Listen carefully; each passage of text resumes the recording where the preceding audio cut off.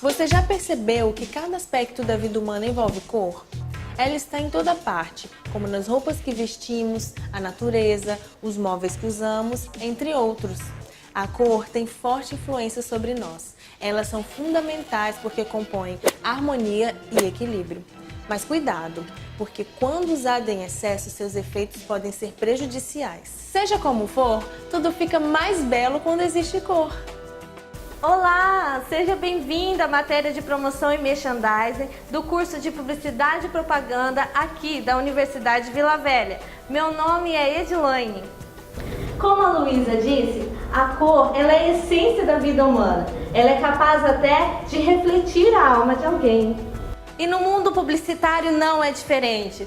Seu poder de influência é tanto que ela pode definir o sucesso ou não de uma marca.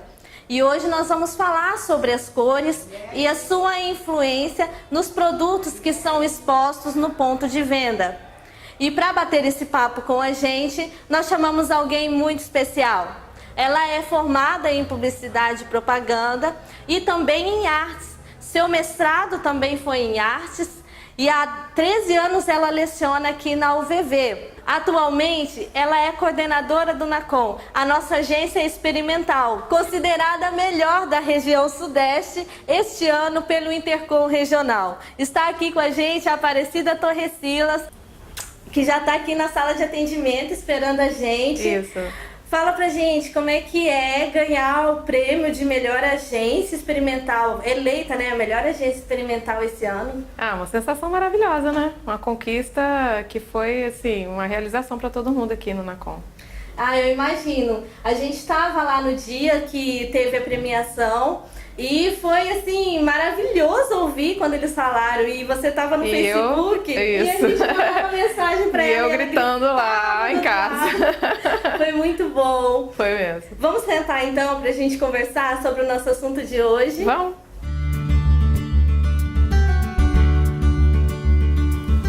Cida, voltando ao que eu disse no início, a cor ela realmente tem esse poder de influenciar e até definir o sucesso de uma marca?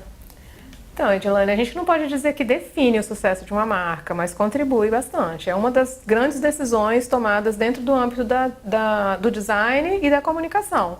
Então, por meio dessa decisão, a gente vai contribuir dentro de um conjunto, lógico, né, de providências para identificar essa marca, criar valor, criar uma personalidade e, com isso, gerar afinidade no público e, por consequência, construir uma diferenciação da concorrência.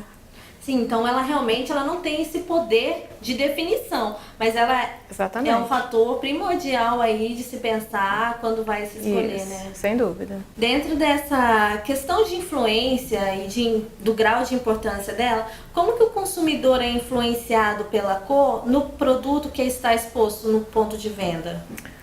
Olha, pode acontecer de diversas formas, né? Não existe uma forma única. E a gente pode pensar na cor tanto sendo entendida, por exemplo, de forma cultural, então em cada localidade, então a gente pode ver isso geograficamente ou de geração para geração, né? Essa identificação da cor por meio do seu âmbito simbólico, cultural. E também a gente pode entender a cor, o consumidor pode ser influenciado por um aspecto biológico. Então, ele também pode, por exemplo, o seu organismo, né, fisicamente a gente pode ser impactado pelas cores. Então, isso vai acontecer, né, principalmente nesses dois âmbitos. E aí, fora também outros tipos de utilização da cor, por exemplo, trabalhando no contraste. Sim. Ou identificando alguns elementos mais importantes de uma embalagem. Identificando a própria cor do produto, trazendo aquela atratividade de atiçar o apetite, por exemplo, ou uma noção maior de limpeza, quando a gente está falando de um produto ligado à higiene pessoal ou à limpeza, né, da casa e tal. Então, assim, a cor ela trabalha em diversos âmbitos. Sim. Nessa influência. Você falou aí a respeito de duas formas importantes de se analisar isso. E uma delas é culturalmente falando. Eu queria que você nos dissesse assim, quais são as cores que culturalmente falando influenciam a nós brasileiros? Bom, tem um clássico, né, um exemplo clássico que é o azul, né, dos produtos de limpeza. O brasileiro tem o costume de enxergar o azul como a cor da limpeza. Então, por exemplo, o sabão em pó, ele tem aquela coloração azulada, mas é simplesmente corante, ele não tem nenhuma função de limpeza específica, o azul. Ele é colocado apenas, esse corante azul é colocado apenas para dar essa sensação para o brasileiro de que aquele produto limpa mais. Porque a gente tem culturalmente esse entendimento do azul como a cor da limpeza. Nossa, que interessante, né? E o interessante mais é a gente falar sobre essa questão de significados das cores. Porque como você falou, nessa questão cultural, existe o significado das cores que nós temos. Por exemplo, a paz é o branco, e cada um... Isso leva para o psicológico também? Claro, cria um conceito da marca no psicológico das pessoas? Sem dúvida, sem dúvida. A gente pode citar, por exemplo, o amarelo, né, que no âmbito cultural aqui no Brasil é visto como uma cor muito ligada à festa. Então, assim, se você usar o amarelo contrapondo ao cinza, por exemplo, então o cinza como uma cor da rotina, do dia a dia, e o amarelo como a quebra da rotina, né? Como a festa, como a exceção, né? O momento em que você sai, né? Que você quebra a rotina. Então isso psicologicamente, por exemplo, a cerveja usa muito, os produtos voltados para jovens, né? Para adolescentes. Então o amarelo é sempre... pela sua própria característica mesmo, vibrante, né, de ser uma cor quente. Sim. Então ela é uma cor que é muito usada nesse significado psicológico. Para nós, a gente identifica como um momento de festa, um momento de alegria e de jovialidade também. Eu não sei se tem a ver com o fator psicológico também, mas, por exemplo, eu, quando vou comprar aquele chocolate em pó para fazer brigadeiro, eu sempre vou na opção do Nescau. Não é nem por questão de ser mais gostoso ou não. Às vezes pode até ter um outro achocolatado que seja mais gostoso que ele. Mas eu vou porque a cor do Nescau me reflete assim que o brigadeiro fica melhor, fica até mais gostoso com o Nescau. Isso também é um fator psicológico? Sim, a cor do próprio produto, né? Então, não pó, necessariamente a cor que a gente está vendo ali no consistente. produto é a cor fundamental dele, né? A cor essencial. Pode ter sido trabalhada a cor do próprio pó, né? Do achocolatado, para que ele se torne mais atrativo visualmente e que ele, inclusive, transmita uma sensação de qualidade, né? De maior qualidade. Cida, para deixar a nossa conversa um pouco mais interativa, a gente foi atrás da participação da galera aí pelo campus para saber quais são as dúvidas deles a respeito do nosso assunto. E, para ficar melhor, eu vou chamar o Beethoven aqui para participar com a gente dessa conversa. Tudo bom, querido? Tudo bem? Ei, Beethoven. Ei, turma! Beethoven foi aí falar com a galera. Como é que foi, Beethoven? Ei, Cida! Então, eu estive no campus com a galera do curso de publicidade e eu voltei cheio de dúvidas. O pessoal tá querendo saber mesmo sobre isso de cores. É mesmo? E a primeira dúvida é do Antônio, do curso de publicidade e propaganda. Se liga aí. Vamos ver. Oi, Cida, eu gostaria de fazer uma pergunta. Qual o ponto de partida para determinar as cores de um material no PDD? E quais critérios usados na seleção dessas cores? E aí, Cida? Pergunta muito legal, gente. Então, assim, a escolha das cores depende de um estudo complexo, né? Que envolve outros parâmetros também, então envolve outros assuntos, inclusive. Na escolha das cores, a gente vai depender de diversos fatores, mas assim, citando alguns desses fatores, a gente pode pensar, por exemplo, nas cores que são tradicionais de categorias de produtos. Então, por exemplo, o azul para água mineral, ou o verde para azeitona, vamos dizer, né, ou óleo de oliva, o azul também para produtos de limpeza, como eu já tinha até comentado. Sei lá, o branco para leite, né, e produtos que são relacionados à higiene na sua produção, né, na pasteurização e tal. Azul e verde para produtos refrigerados. Então, assim, já tem uma certa tradição de cores para algumas categorias de negócios. E fora isso, a gente pode pensar também que alguns produtos podem tentar se diferenciar dessas cores que já são tradicionais. Então, no meio dos produtos, né, do sabão em pó, por exemplo, que há alguns anos era bem forte o azul, né, identificando essa categoria, aí foram surgindo as outras cores, né, o vermelho, o rosa e de alguma forma tentando se diferenciar da cor tradicional. E as cores também, como eu já disse, como elas transmitem, elas também ajudam na construção da identidade do produto, dos valores que são vendidos por essa marca, então eles podem se direcionar para diversas escolhas, né, relacionadas a essa identificação da personalidade do produto ou da marca e a identificação com o público. Cida, e não para por aí não. Tem não. mais uma pergunta aqui que é do Gilson, que por sorte eu encontrei ele no campus. Vamos lá. Vamos ver então. Olá, Aparecida. A gente gostaria de saber qual o erro mais comum que uma marca comete ao elaborar um produto para o ponto de venda. Vamos lá, fala pra gente, Cida, Uau. e aí? Então, vamos pensar aqui.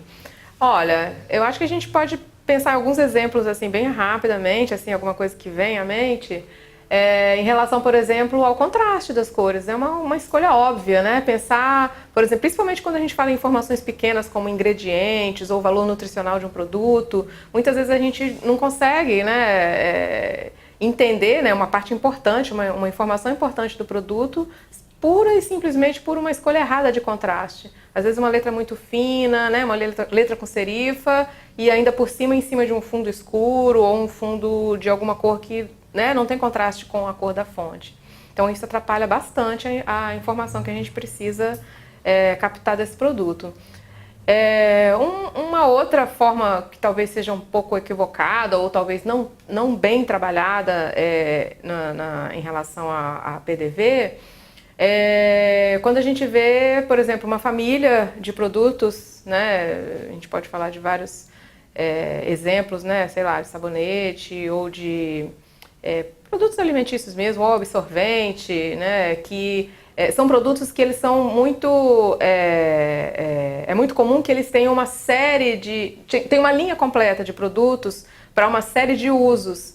E muitas vezes a gente vê, esse é vermelho, esse é verde, esse é azul, esse é amarelo, e você não consegue identificar imediatamente por que esse é vermelho e esse é azul, e aí você tem que ficar procurando informações que poderiam estar também em mais destaque, né, com uma cor diferenciada, alguma coisa que salte aos olhos imediatamente. Não, esse aqui é o light e esse aqui é o tradicional, por exemplo. No caso do absorvente, esse aqui é o absorvente noturno, esse aqui é o diurno, esse é o com abas ou sem abas. As cores poderiam ser bem mais trabalhadas no sentido de nos facilitar uma comunicação imediata, que a gente imediatamente identifique as cores, assim como a água com gás e sem gás, né? Que a gente tem o vermelho pro com gás, azul sem gás.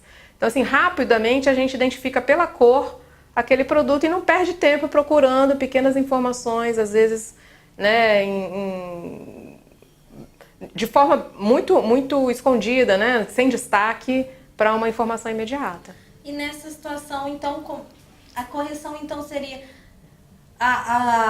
o trabalho de propagar mais a relação da cor com o produto, ou seria colocar a informação mais à vista do público? Porque então nesse quesito a gente vê que só mudar a cor não adianta, só colocar uma cor diferente o pessoal não vai aderir. Como eu disse, assim, as cores, a escolha das cores faz parte de um conjunto de providências, né? Ela não vai agir sozinha, mas ela vai ajudar bastante. Então uma informação pode até estar pequena, porque na composição não havia como aquela informação estar maior. Por exemplo, nova embalagem. É uma informação importante, né, quando há essa mudança de embalagem. Mas se eu tivesse usado um splash amarelo, por exemplo, eu teria enxergado melhor essa nova embalagem, né, mesmo estando pequeno. Chamaria mais atenção. Então ela é uma contribuição importante, né, você saber utilizar bem as cores, saber, por exemplo, que uma cor quente é uma cor que se aproxima mais de quem está observando. Então é como se ela saltasse da embalagem. Então ela ajuda que a gente identifique no meio de uma série de informações, uma informação importante que está pequena, né, pela falta de espaço mesmo, e só pela escolha da cor a gente consegue identificar porque ela realmente salta, né, daquela superfície. Ok, então. Tem mais alguma, Beethoven? E para terminar, Cida, tem uma pergunta aqui do nosso amigo Márcio Pina. Então, olha só, vamos lá. Vamos ver. Olá, Cida, tudo bom? Algumas empresas conseguiram fazer com que as cores se tornassem sinônimos na mente do consumidor em relação às marcas. Um exemplo é a Coca-Cola. Eu gostaria de saber qual é a melhor forma de associar uma cor na construção de uma marca. Isso aí, fala pra gente, Cida, vamos lá. Então, a relação da cor com a marca, né? Eu acho que essa associação, né, na verdade, essa associação se faz muito pela repetição também, e nisso a propaganda ajuda bastante. Então, trabalhar a cor, que obviamente não é trabalhada só no PDV, mas trabalhar nas campanhas publicitárias mesmo. Então, por diversos canais, por diversos meios, então, por outdoor, por anúncio de revista e jornal, na televisão, e no próprio uniforme dos funcionários, na frota, né, dessa marca. Então isso ajuda que a gente identifique, por exemplo, aquele amarelo dos Correios, ou o laranja e o azul do Itaú. Então a gente consegue identificar e fica muito marcado na nossa mente essa associação muito estreita, né, muito próxima das cores com determinada marca, de forma que a gente consegue identificar até a cor antes de ver a marca. Então você está, por exemplo, folheando uma revista e você passa por um anúncio, e antes de você identificar, né, por meio da marca, né, do logotipo da marca que está assinando esse anúncio, antes disso você já identifica pelas cores que estão sendo usadas. Isso se faz muito pela repetição, por campanhas e por essa frequência com que essa cor é repetida e vai ficando na nossa memória. Bom, a gente sabe que a cor é um aspecto fundamental para a construção de uma marca. Agora, como a gente pensa nessa construção e associação da cor? Você falou essa relação da publicidade para reafirmar na cabeça do público, mas na hora de construir, de analisar e de pensar a cor como construção? Olha, isso é um estudo complexo. É um estudo que demanda um tempo, demanda muita pesquisa, demanda um estudo inclusive de comparação com a concorrência, o que a concorrência vem fazendo, né? Então fazer esse estudo comparativo e estudar profundamente a marca, entender realmente a personalidade dessa marca, entender profundamente de psicologia das cores, né? Saber como utilizar, como combinar cores. E aí cada caso é um caso, né? Então a gente vai estudar cada marca, a história dessa marca, a forma como elas vêm se comunicando, o seu histórico de comunicação também com o público, de forma a chegar na melhor solução, que, como eu disse, não envolve só as cores, né? As cores fazem parte de um grande conjunto de providências relacionadas à imagem que vai ser construída, da identificação visual dessa marca. Nós selecionamos uma imagem que é um ponto de venda. Uhum. Nós pegamos o supermercado e, a princípio, ela é um pouco até assustadora, né? Que é um boom de cores, uma explosão de marcas e cores. E a questão que a gente quer saber é como fazer para o meu produto se destacar dentre essas cores variadas aí, a pessoa poder chegar nele com mais facilidade e não ficar assim de uma forma de confundir, né, até. Gilane, é difícil a gente dar uma solução para isso, porque realmente o supermercado ele é uma explosão de informação, né? Não só de cores, principalmente de cores, né? As cores elas têm uma uma das primeiras influências que a gente recebe quando a gente chega no supermercado. Mas a gente tem outras, né? A gente tem os aromas também, a gente tem muita informação escrita, né? Preços, a gente tem pessoas passando para lá e para cá, a gente tem barulho, a gente tem música. É muito recurso que é utilizado, né, nesse ambiente. E realmente se destacar é bem difícil.